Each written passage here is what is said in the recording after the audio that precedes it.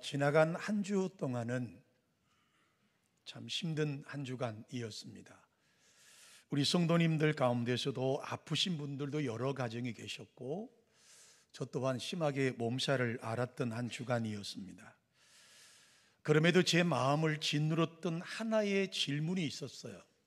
그것은 마치 주님께서 제 곁에 오셔서 홍 목사, 내가 소개하고 싶은 사람이 있어. 내가 대신 좀 소개해 줄 수 없겠니? 라고 하는 음성을 제 마음속에 계속 주셨어요. 그래서 오늘 제목을 소개하고 싶은 사람이라고 정했습니다. 우리는 고난주간을 맞습니다. 종료주의를 보내면서 한 주간 고난주간을 보냅니다. 예수님의 고난, 특별히 2024년도에는 가상 7원 십자가 위에 달리셨던 예수님의 7마디를 통해서 고난을 다시 한번 돌이켜보게 되었고, 지난 주간에 빈 무덤이라는 제목으로 부활을 기쁨으로 함께 맞이했습니다. 그런데 제 마음에 방금 전에 말씀드린 것처럼 예수님께서 저에게 찾아오셔서 홍 목사, 내가 참 고마운 사람이 있어. 참 고마운 사람이 있어. 내가 대신 전해주면 좋겠어 라는 마음이 계속적으로 들었던 것이죠. 바로 그 사람들이 오늘 여러분 읽으셨던 누가복음과 요한복음에 소개된 두 사람입니다. 예수님께서 십자가에 못 박히신 때는 유대인의 명절 가운데 가장 큰 명절이라고 말하는 유월절 때였습니다. 그리고 그날이 안식일 바로 전날이었기 때문에 안식일의 시체를 십자가에 그냥 둘 수가 없었습니다. 여러분 이미 아시다시피 예수님께서는 금요일 오전 9시에 십자가에 달리셨습니다. 그리고 12시부터 해가 어두워졌고 어둠이 이 땅에 3시간 동안 내렸고요, 오후 3시에 운명하셨어요.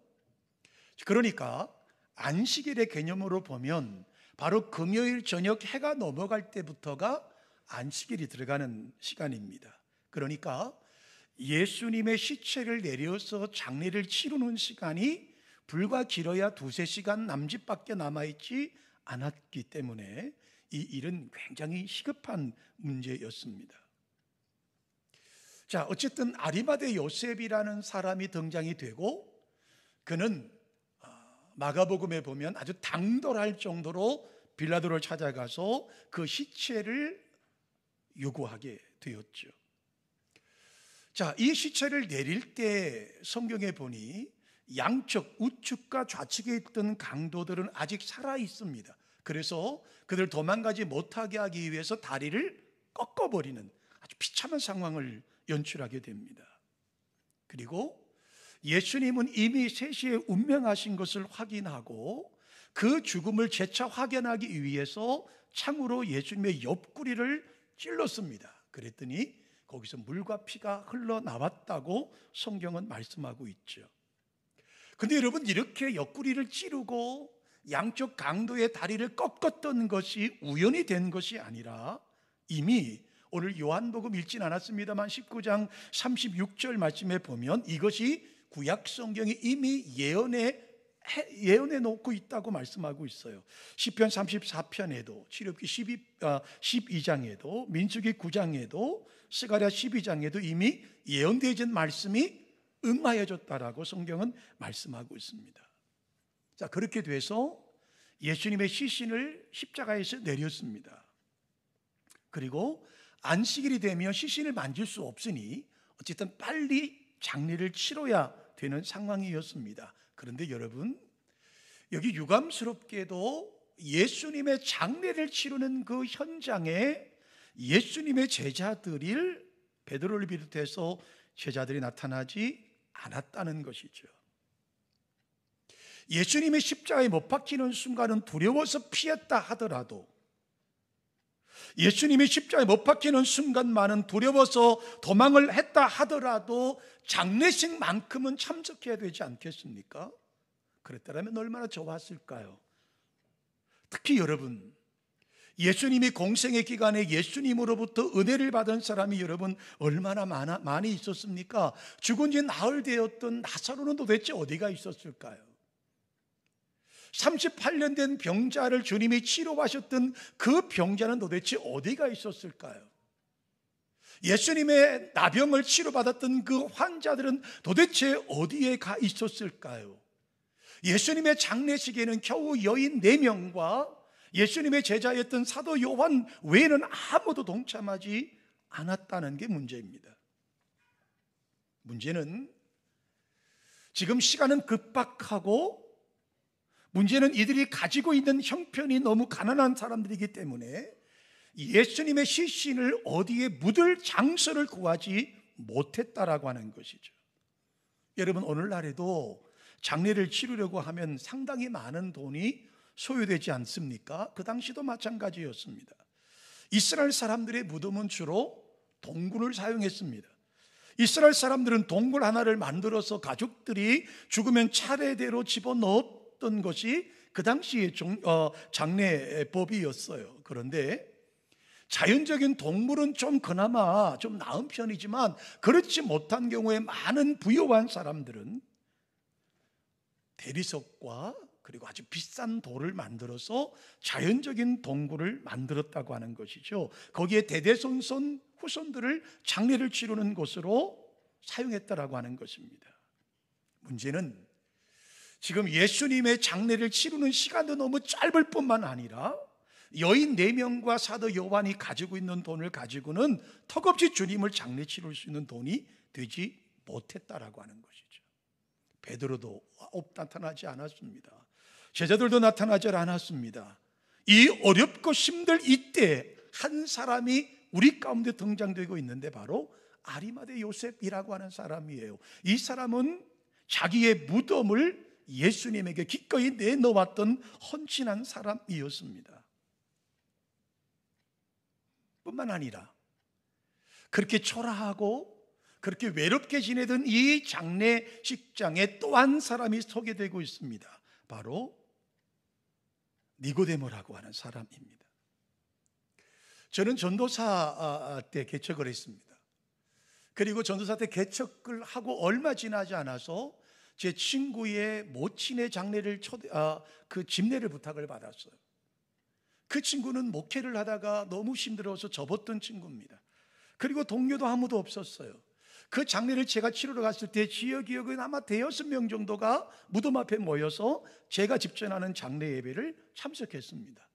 그리고 공교롭게도 저희들이 드리는 그 예배 현장에서 불과 한 4-5m 떨어진 곳에 똑같은 장례식이 있었는데, 우리 부산에 그 당시의 기억에 30년 전이니까요, 부산의 고위 경찰관이었어요. 그리고 그는 장로님이셨고 부산의 대형교회의 교인이셨던 것 같아요.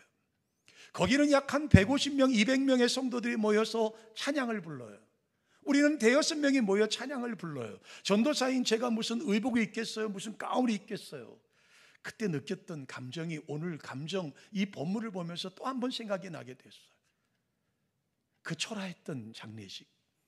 우리는 5-6명이 뿡 둘러서 관을 내려놓고 찬양을 하고 전도사가 예배를 집전하는데, 우리 불과 4-5m 좀 떨어진 곳에서 약 한 200여 명의 성도들이 그 우렁찬 찬양, 그 화려한 찬양, 그 대형교회의 찬양을 지금도 잊을 수가 없어요. 지금 예수님의 장례가 초라하게 그지없지 않습니까? 그렇게 주님을 따르던 제자들은 다 도망가 버리고 말았습니다. 주님에게 은혜를 입었던 사람들 한 명도 나타나질 않았습니다. 심지어 여러분, 예수님의 동생들도 나타나질 않았습니다. 적어도 장례식만큼은 참석해야 되지 않겠습니까? 그런데 그 시신을 묻을 곳도 없어요. 그 시신을 안치할 곳도 준비하지 못했습니다. 그때 오랜에 나타났던 2 사람이 있죠. 아리마대 요셉과 그리고 니고데모라고 하는 사람이에요. 먼저 아리마대 요셉을 소개할까요? 예수님은 마치 저에게 이렇게 말씀하신 것 같아요. 너희 성도들에게, 내 양들에게 내가 고마운 마음을 전해줬으면 좋겠어. 아리마대 요셉이 참 고마웠어 라고 말씀하신 것 같았어요. 자, 아리마대 요셉은 마가복음 15장 43절 이하의 말씀에 보면 그는 당당하게 빌라도를 찾아갑니다. 그리고 마가복음은 이렇게 소개하고 있어요. 아주 당돌하게 시신을 요구하고 있습니다. 당돌하다라고 하는 표현은 보통의 용기를 가지고는 할 수 없습니다.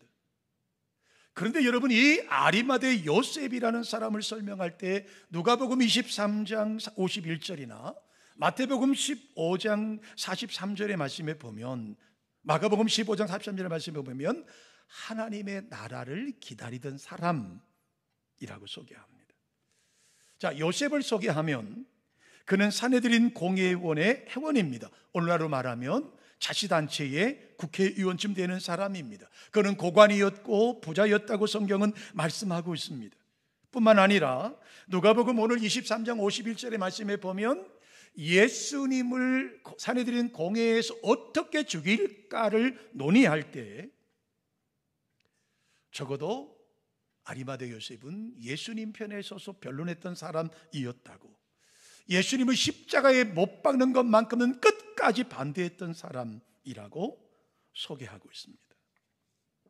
그는 전형적인 경건한 유대인으로서 하나님의 나라를 기다리는 하나님의 사람이었습니다. 그러므로 당돌하게 감히 예수님의 시체를 요구했고, 그리고 무덤을 제공하는 사람이었습니다. 굉장한 용기가 필요했고 헌신한 사람이었다라고 하는 것이죠. 여러분, 이렇게 한 것도 이사야서는 이미 예언해 놓고 있습니다. 이사야 53장 9절의 말씀에 보면 그는 강포를 행하지 아니하였고 그의 입에 거짓이 없었으나 그의 무덤이 악인들과 함께 있었으며 그가 죽은 후에 부자와 함께 있었도다라고 말씀하고 있어요. 이사야 선지자는 이미 예수님께서 부자였던 아리마대 요셉의 무덤에 장사될 것이라는 사실을 이미 예언하고 있다라고 하는 사실이에요. 그런데 여러분, 이 아리마대 요셉이라는 사람을 오늘 우리가 읽으셨던 요한복음 19장은 38절에 이렇게 소개하고 있어요. 예수님의 제자였습니다. 예수님을 심정으로 따랐습니다. 그런데 유대인들이 두려워서 그것을 숨기던 사람이었다고 말합니다. 그러니까 예수님이 그리스도이심을 믿고 있었지만 단지 유대인들이 두려워서 드러나게 예수님을 따르지 못했던 사람이었습니다. 적어도 다른 사람의 눈을 의식해서 예수님을 따르는 사람은 아니었다라고 하는 것이죠. 마음속으로만 예수님을 존경하고 마음속으로만 예수님을 따랐던 사람이 바로 아리마대 요셉이었다라고 하는 것이죠. 그는 비록 유대인들이 두려워서 드러나게 예수님을 믿지는 않았지만 마가복음 15장 43절과 누가복음 23장 51절 말씀을 비추어 보면 그는 여전히 하나님의 나라를 기다리는 사람이었습니다. 진실한 사람, 경건한 유대인이었다라고 하는 것이죠. 그런데 유대인들이 두려워서 드러내지 않았던 사람, 마음속으로만 따랐던 사람, 드러내지 않았던 그 사람이 어떻게 마가복음에 소개되는 대로 당돌하게 주님의 시신을 요구했을까? 어떻게 빌라도를 찾아가고 어떻게 공회원에서 예수님 편에 서서 말할 수 있었을까? 무엇이 가능했을까?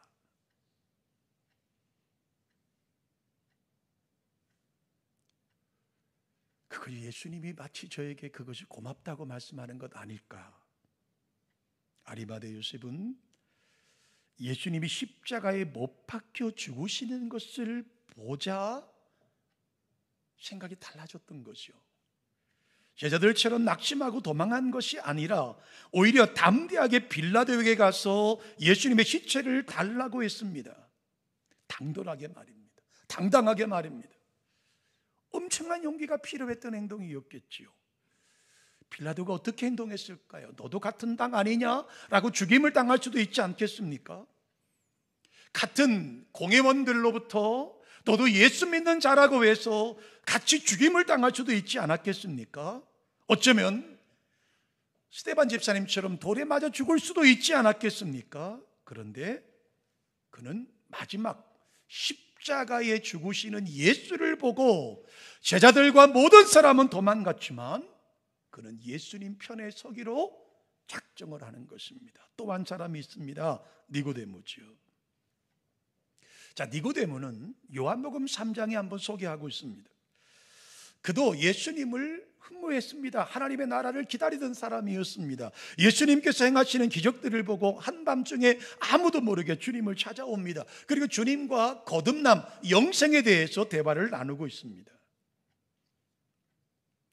예수님의 거듭남의 비밀, 거듭남에 대한 설명을 들음에도 니고데모는 이해할 수가 없었어요. 그래서 예수님으로부터 이런 책망도 받습니다. 내가 이스라엘 선생이라고 하면서 어떻게 중생의 도리를 모르느냐라는 책망을 받기도 합니다. 여러분, 웬만한 사람 같으면 나이도 내가 많고 지식도 내가 많고 어떤 세상적인 지식도 내가 훨씬 많은데 젊은 사람이 너무하는구나 라고 말할 수 있겠지만 니고데모는 그렇지 않죠. 예수님 말씀을 듣고 마음에 새기고 돌아갔다고 성경은 말씀하고 있습니다. 추론해 보면 그는 예수님의 곁을 떠난 후에도 계속해서 예수님을 생각하고 예수님의 행적에 대해서 관심을 가졌을 것입니다. 그가 비록 용기가 없어서 드러나게 예수님을 믿고 따르는 제자가 되지는 못했지만 아리마대 요셉과 함께 예수님이 십자가에 못 박혀 죽으시는 모습을 보자 예수님이야말로 하나님의 아들이시고 우리가 그토록 소망하던 메시아라는 사실을 확신하게 되었던 것이죠. 그리고 뒤늦게 그 예수님의 장래에 뛰어 들어갔다라고 하는 것이죠. 자, 여러분, 이 그림을 한번 상상해 보십시오. 주님을 3년 동안 따랐던 제자들은 한 명도 옆에 없습니다. 다 도망갔습니다. 베드로를 보십시오. 그들은 마지막 주님의 장례식에는 와야 되지 않겠습니까? 예수님의 동생들을 보십시오. 예수님의 치료받은 사람들을 보십시오. 예수님의 은혜를 입었던 사람들을 보십시오. 아무도 없었습니다. 반면 평상시에 드러내지 못했던, 드러내고 예수를 따르지 못했던 이 아리마대 요셉과 니고데모는 그 죽음을 보면서 메시아임을 발견했다라는 사실이에요. 얼마나 놀라운 사실입니까? 니고데모는 예수님의 장례식을 위해서 필요한 물품과 향품과 그리고 세마포를 가지고 왔습니다. 여러분, 이것은 귀족들과 왕들에게 왕 정도의 수준에 있었던 사람들이 장례할 때 필요한 물품이라고 말하는 것이죠. 그래서 어떤 학자는 말합니다. 예수님께 세상에 계실 때에는 대접을 제대로 받지 못하셨는데 돌아가신 후 장례식 치를 때에 왕 같은 대접을 받았다라고 해석하고 있습니다. 그런데 여러분, 이렇게 마지막 주님의 장례를 치렀던 예수님께서 고마움을 전할 수밖에 없었던 아리마대 요셉이 어디서 주님의 말씀을 들었다라고 하는 기록이 성경에는 없습니다. 니고데모도 하룻밤 늦게 주님을 한밤중에 찾아왔다가 돌아간 이후에 주님에 관한 이야기가 없습니다. 이 두 사람은 고관이었고 공회원이었고 존경받는 지성인이었고 특히 하늘나라를 기다림에도 불구하고 성경은 이상하리만큼 그들에 관한 기록을 남겨놓지 않았습니다. 단지 그들은 메시아가 오실 것이라고 하는 하나님의 나라를 학수고대하던 사람들이었다라고 소개하고 있습니다. 저는 이 사람들을 가리켜서 숨은 교인, 숨겨진 교인이라고 설명하고 싶습니다. 여러분, 보통 예수를 믿는 경우는 세 가지의 유형들이 있습니다. 감정적인 사람이 있고요, 지적인 사람이 있고요, 의지적인 사람이 있습니다. 여러분, 감정적인 사람은 조금만 자극을 주면 당장 예수 믿겠다고 쉽게 결정을 합니다. 그러나 죄송합니다만 신빙성은 떨어져요. 언제 또 다른 자극을 받으면 주님 곁을 떠날 수 있는 사람들이에요. 그런데 여러분, 지성적인 사람들은 또 반대입니다. 지성적인 사람은 쉽게 결단 내리지 않습니다. 속으로 깊이 생각하고 일단 결정을 내렸어도 자기의 체면과 자기의 위치와 자신의 위신과 자신의 지위 등을 생각을 해서 쉽게 표현하지 않습니다. 분명히 합리적으로 예수님의 살아계심을 믿음에도 불구하고 쉽게 드러내지 않습니다. 예수님의 제자 중에 도마가 바로 그렇지 않을까요? 그는 부활하신 예수님을 직접 만나보지 않고서는 믿을 수가 없었습니다. 나는 예수님을 만나보지 않고는, 예수님의 그 창자국에 손을 대보지 않고는, 예수님의 난 못자국에 손을 대보지 않고는 믿지 않겠다라고 생각했습니다. 그런 그가 예수를 만났고 그는 훗날 인도에 가서 복음을 전하다가 순교를 당하지 않습니까? 의심하는 것도 문제지만 여러분, 그 의심이 확신으로 바뀌는 경우는 가장 확실하고 귀한 믿음을 갖게 된다는 것이죠. 비판이 없는 믿음도 우리에게 문제가 있지만, 그러나 그 비판이 변해서 확신이 되고 나면 그 사람의 신앙은 굉장히 강할 수 있다라고 하는 사실입니다. 사랑하는 성도 여러분, 우리의 신앙도 두 가지의 신앙으로 이야기를 합니다. 하나는 드라마틱한 신앙을 가진 사람들, 또 한 사람은 뜨뜻무지근한 신앙을 가진 사람들이 있죠. 이 드라마틱한 신앙을 가진 사람들은 소위 모태신앙인이 아닌 어떤 특별한 계기를 통해서 예수님을 만나는 사람들을 가리킵니다. 그리고 뜨뜻미지근한 사람들은 모태신앙인이에요. 부모님이 신앙인이에요. 그래서 그 사이에 태어났고 그냥 태어나서부터 교회를 다닌 사람이죠. 그런데 대개 이 뜨뜻무지근한 이 모태신앙인들의 신앙은 이 드라마틱한 신앙인에 비해서 신앙이 튼튼하지 않다고 스스로 생각하는 경향들이 있어요. 근데 여러분, 정말 그럴까요? 저도 고등학교 때 예수님을 처음 영접했습니다. 저희 부모님 누구도 예수를 영접하지 못했습니다. 저희 집안에서 제가 가장 먼저 예수를 만났습니다. 그리고 저는 신학을 공부했습니다. 신학을 공부하면서 가장 부러웠던 부분이 하나 있었습니다. 그것은 바로 신앙인의 부모를 가지고 있는 동기들이었어요. 분명 우리는 야단스럽게 뭔가 대단히 믿는 것 같이 보여지는데, 실제로 부모님의 신앙을 이어받은 그 자녀들을 대할 때마다 존경심이 생겼습니다. 그들은 뜨거운 것 같지 않아요. 그들은 뭔가 결단한 것 같지 않아요. 그들은 뭔가 큰 것을 이룰 것 같지 않아요. 그런데 그들과 대화를 해보면 깊은 내면의 신앙이 있었다라고 하는 거예요. 저는 바로 그들이 오늘 아리마대 요셉과 그리고 니고데모 같은 사람이 아닐까라는 생각을 해보게 되었습니다. 여러분, 예수님과 두 강도를 십자가에 못 박아 처형하는 일을 맡았던 군사들의 경우를 볼까요? 그 총책임장이었던 백부장은 십자가에 못 박힌 그 예수 비참하게 발가벗긴 채로 양손과 양발에 대못이 박혀서 머리에는 가시면류관을 써서 온몸에 피와 땀으로 범벅이 되었던 그 십자가에 달린 예수를 보면서 그는 뭐라고 고백합니까? 마태복음 27장 54절의 말씀에 보니까 그 십자가에 달린 예수, 비참하게 죽어가는 그 예수를 바라보면서 이는 진실로 하나님의 아들이었도다라고 간증합니다.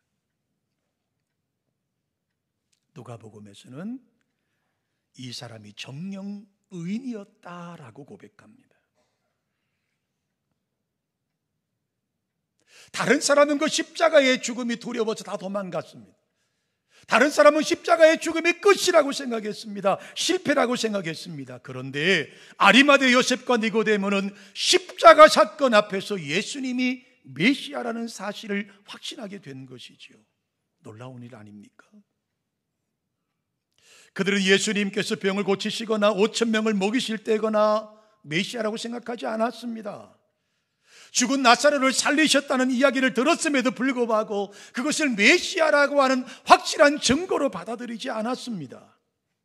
그런데 십자가에서 죽으시는 것을 보고서는 이분이 바로 메시아였구나, 이분이 바로 하나님의 아들이었구나를 받아들이게 되었다는 것이죠.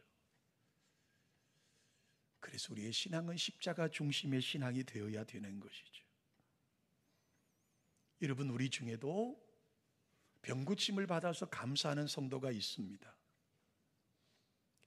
여러분, 병고침을 받았으니 감사하고 그러므로 하나님이 나를 사랑하신다고 생각하십니까? 그렇다가 다시 병이 나면 어떡하죠? 돈을 좀 벌었습니다. 돈을 좀 벌었다고 하나님께서 나와 함께 하신다고 감사하십니까? 그러면 돈에 또 손해가 나면 여러분, 그때는 어떻게 하실 겁니까?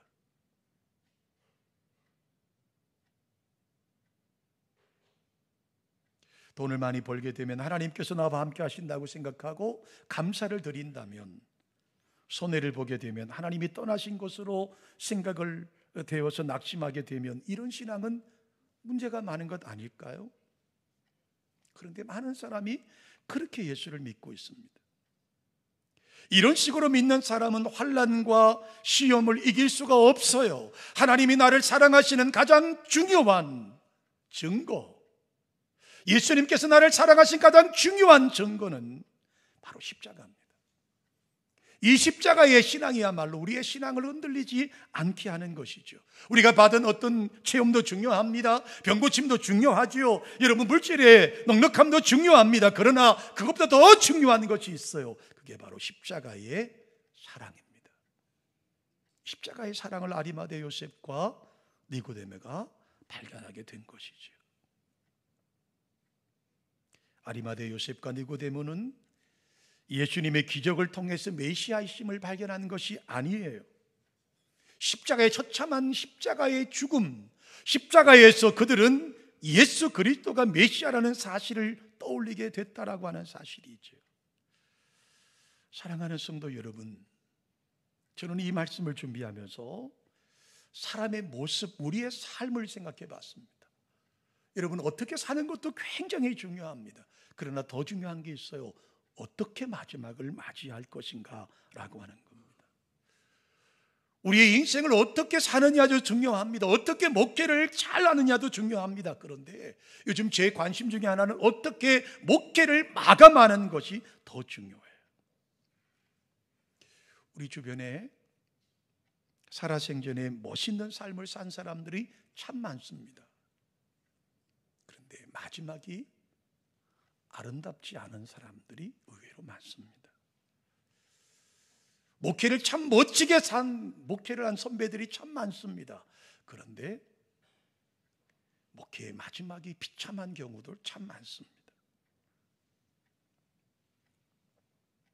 그래서 저의 기도 제목 중에 하나는 하나님, 끝을 잘 맺게 해주십시오. 제 마지막이 복됐으면 좋겠습니다라고 기도할 수밖에 없는 거예요. 예수님을 십자가에 못 박을 때 지휘관이었던 백부장과 함께 지키던 사람들, 예수가 죽으시는 모습을 보고서야 이는 진실로 하나님의 아들이었도다라고 죽여놓고서야 발견하게 됩니다. 예수님은 요한복음 3장에 니고데모와 중생의 거듭남의 도리를 말씀하시다가 마지막 결론에 뭐라고 말씀하는 줄 아십니까? 니고데모야, 모세가 광야에서 뱀을 든 것 같이 인자도 들려야 하느니라 라고 니고데모가 이해할 수 없는 말씀을 하세요. 이 말씀을 가만히 생각해 보면 주님께서는 이미 니고데모에게 이렇게 말씀하시는 거예요. 니고데모야, 내가 십자가에 매달려 죽는 것을 볼 것인데 그때는 내가 발견할 거야. 내가 십자가에 마치 구약 성경에 모세가 광야에서 뱀을 든 것처럼 나도 십자가에 달릴 것인데 그때면 내가 알게 될 거야. 무엇을요? 내가 메시아라는 사실을. 니고데모는 이 말씀이 떠오른 거죠. 그 말씀이 진실이었구나. 그 십자가에 달리셔서 7마디를 하시면서 다 이루었다고 하셨던 그 주님의 모습을 보면서 그는 그때 말씀하셨던 그 말씀이 떠올렸던 것이죠. 그제서야 그는 예수가 누구며, 왜 예수께서 기적을 행하셨으며 왜 예수께서 이 땅에 오셨는지를 알게 된 것이죠. 그래서 그는 그리스도에게 헌신하기로 작정하는 겁니다. 이분이 메시아라는 사실을 깨닫은 순간부터 주저할 이유가 없어요. 이젠 더 이상 숨은 신앙이 아니에요. 더 이상 유대인이 두렵지도 않아요. 더 이상 사내들인 공의원이 두렵지도 않아요. 더 이상 주변 사람의 눈이 두렵지도 않아요. 왜요? 이제 발견한 거죠. 예수가 메시아셨구나. 그래서 그는 엄청난 사건 앞에서 체면과 명예와 지위를 다 포기하고 그리스도와 운명을 같이 하기로 작정하게 되는 것이죠. 만약 십자가에 죽으시는 예수를 동정했다가는 예수님과 공동 운명에 들어갈지도 모릅니다. 그래서 모두가 다 도망간 것 아닙니까? 그러나 아리마대 요셉과 니고데모는 이 위험한 시간에 모든 것을 다 내려놓습니다. 그래, 함께 죽자. 그래, 예수님과 함께 공동의 운명체가 되자. 얼마나 중요한 신앙인의 모습인지 모릅니다. 아리마대 요셉과 니고데모는 앞으로 어떤 일을 당할지 몰라요. 어쩌면 돌에 맞아 죽을 수도 있어요. 어쩌면 사내들인 공회의 회원의 자격이 박탈당할지도 몰라요. 그러나 담대하게 나서서 예수님의 시체를 가져다가 장례를 치르고 있는 거예요. 주님은 그것을 고마워하신 거예요. 그래서 저는 고마운 사람들이라고 제목을 정했어요. 베드로 사도를 보십시오. 다른 사람은 다 주를 부인할지 모르지만 나는 주님을 부인할 사람이 아닙니다.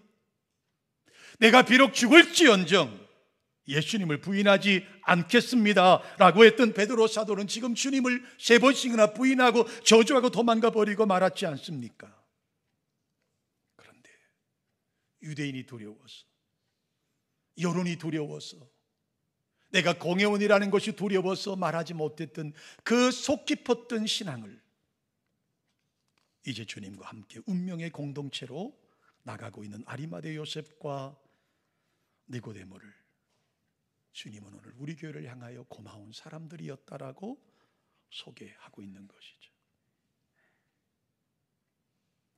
사랑하는 드림 가족 여러분, 저는 우리 교회도 이러한 아리마대 요셉과 니고데모 같은 성도들이 많이 일어나시기를 주님의 이름으로 축원합니다. 여러분, 어떤 한 나라든 한 단체든 한 사회든 한 교회든 아리마대 요셉과 니고데모 같은 사람들에 의해서 교회는 성장합니다. 결국 누군가의 헌신, 누군가의 수고, 누군가의 수고로움이 반드시 있다라고 하는 것이죠. 우리에게는 유명하지 않은, 드러나지 않은 수많은 참된 신앙인들이 있습니다. 그들은 환난을 겪었습니다. 그들은 핍박을 당했습니다. 그럼에도 주님의 신앙을 포기하지 않았습니다. 비록 무명의 성도였고 아무도 알아주지 않는 성도였지만 묵묵히 주님을 섬기는 자리에 서 있었습니다. 그리고 교회들은 그분들에 의해서 서서히 성장되었고 오늘날까지 이르게 되었던 것이죠. 이 말씀을 준비하면서 우리도 주님께서 고마워하는 사람이 되었으면 얼마나 좋을까. 주님이 누군가에게 소개하고 싶은 사람이 되면 얼마나 좋을까. 우리 드림교회 성도들을 제가 어느 곳에 가서 소개하고 싶은 성도들이 많았으면 좋겠습니다. 오늘 십자가는 니고데모에게, 아리마대 요셉에게 놀라운 변화를 주었습니다. 우리의 눈으로 보면 실패같이 보여요. 우리의 눈으로 보면 모든 것이 다 끝난 것처럼 보여요. 우리 눈으로 보면 하나님의 저주를 받은 것처럼 보여요. 그런데 여러분, 그 십자가가 사람을 변화시켰습니다.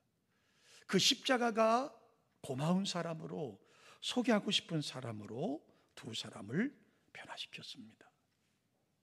우리 사랑하는 드림 가족 여러분, 우리도 언젠가는 이 세상을 떠날 것입니다. 저 역시도 언젠가는 이 자리를 떠나야 될 것입니다. 그럴 때 마지막이 아름다운, 마지막이 영광스러운, 마지막에 누군가에게 소개하고 싶은 성도로 남겨지는 저와 여러분 되시기를 주님의 이름으로 축원합니다. 고마우신 하나님,